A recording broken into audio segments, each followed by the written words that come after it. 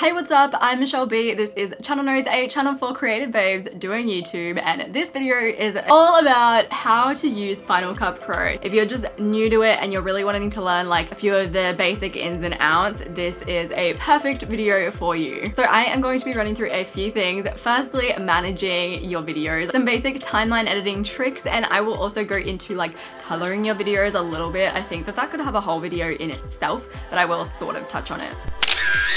So firstly, you have your libraries. So these are like your main folders. For me, I like to create a library for every month. So let's go ahead and create a new library for the purposes of this video. So I'm going to go into File, New Library, and I'm going to call it Library. And then it'll pop up in the side.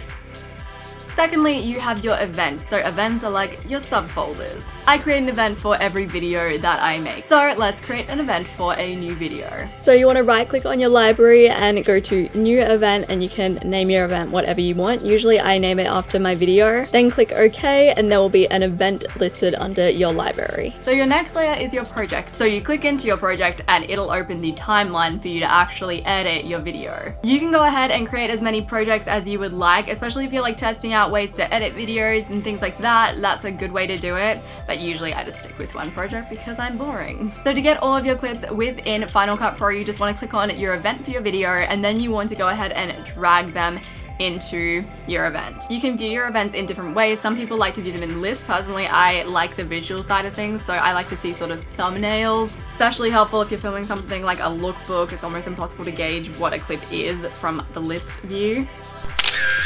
Another cool way that you can sort of organize your clips is to add keywords. So you can add keywords to all of your clips. That way when you click into any of the keywords, it'll show you any video that you have given that specific keyword. So to add keywords to your clips, you just want to go to the little bar that is below your clips, and you want to click on the key tool. It'll pop up with a new window, and you can just pop in whatever keyword you want to use. So I'm just going to type in section 1. Then I'm going to go ahead and label another clip with the keyword section 2. So once you've gone ahead and labeled your clips with keywords, your event will have almost subfolders for every keyword that you've created, and in each folder will be every clip that has been labeled with that specific keyword. So it's almost like tags on Instagram. Could be helpful if you're doing something like a complicated lookbook or just a complicated video in general. You might want to add every clip from like a certain location with one keyword. That way you can sort of have them grouped into location. Another thing that you can do to organize your clips and make editing easy for yourself is to favorite or reject video clips. So you can go through and you can actually tick video clips as favorites. If you were filming a lookbook, you might have filmed the same top in multiple locations, and you might go through each clip and favorite the one that you actually want to use, and then go ahead and reject the ones that you don't want to use. So the favorite and reject tool are right next to the keyword tool. It's just the green star and the red X. So to favorite a clip, you just want to select it and press the green star. A green line will pop up across it. And to reject a clip, you just want to select it and press the red X, and a red line will come up across it to say it's been rejected. So getting into actually editing your video, what you want to do is open up your project by double clicking onto it, and then you just want to drag in the files that you want. So for me, I drag files in one by one. I know a lot of people just literally drag every single file, dump it on the timeline, and go through whatever they don't like, they just delete. But for me, I find it a lot easier to just drag files one by one, so I'll drag the earliest file on first. I want to talk about markers because this to me is like a super exciting and useful tool. So a marker is basically just like a mark in your timeline where you can make a note or you can add a to-do item. So to add a marker, you just want to go up to markers and add marker and modify. So that'll add a marker to the section in your clip that you are sitting at. So I usually click the second marker, which is a to-do list marker, and I would type in whatever I need to do. So for instance, I might type in overlay close-up of screen if at that particular moment I needed to put in another clip overlaying my main clip of a screen. And to edit it, you can just double click on the little red marker that's then created. So what's awesome about this is if then you go into the left-hand side of your screen and you click on tags, you will have a little mini to-do list. You can tick off whether you've done something on your to-do list. So maybe I've got overlay thing of screen, I pop in my screen, then I would tick like, yep, I've done that marker. So it's just an awesome way to stay organized within Final Cut Pro. Another way of doing it is clicking on clips in the left-hand section of your screen, and it'll give you a list of all the clips that are dragged into your timeline. You can add notes to any relevant clip.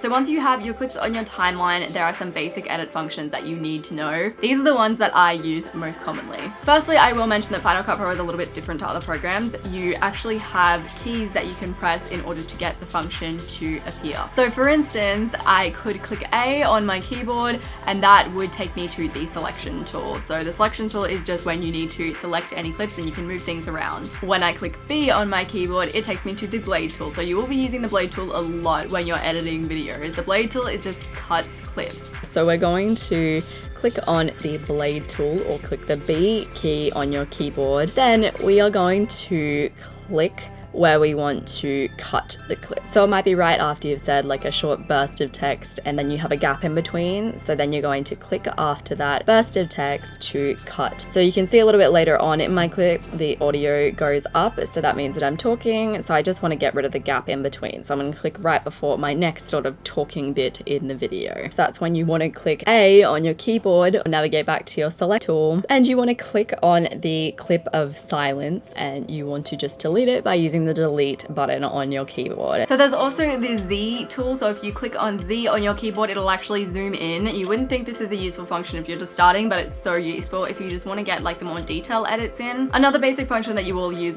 a lot is the spacebar key. Spacebar key just pauses and plays a video, exactly like something like iTunes or your favorite podcast player.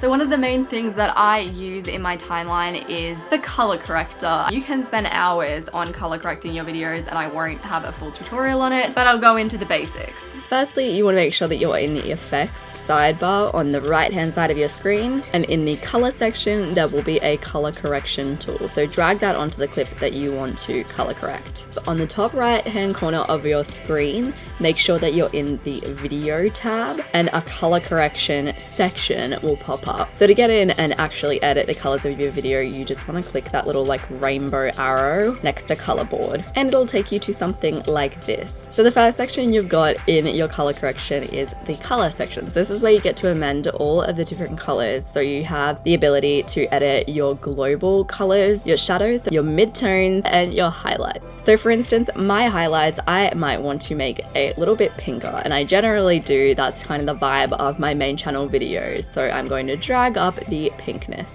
Let's get onto the right clip so that you can actually see what I'm doing. So I could make it super, super pink, or I could make it just like a tiny tint of pink, or I could drag it down and make it really, really not pink. So let's leave it about there. So now I am going to click on my midtones. I don't usually do much with my midtones, but now I'm just going to make my midtones the tiniest bit blue. So then I'm hopping into my shadows and I am going to make my shadows quite blue. I like to make my shadows blue in my Instagram photos, so I want to sort of replicate that look in my video because you want to keep the same vibe consistent across all of your different platforms. So now the whole thing is looking a little bit too blue, so I might just drag my midtones over and give them a little bit of green / aqua.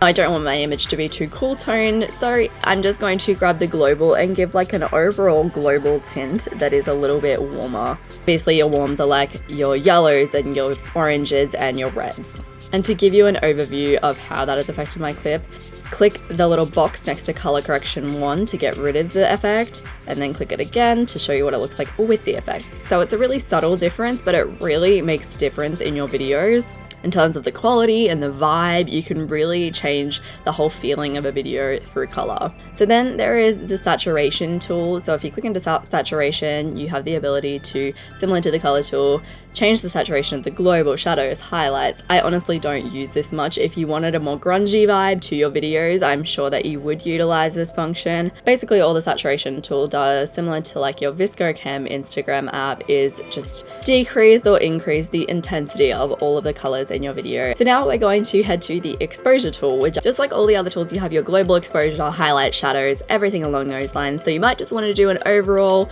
shift in the brightness and up your global.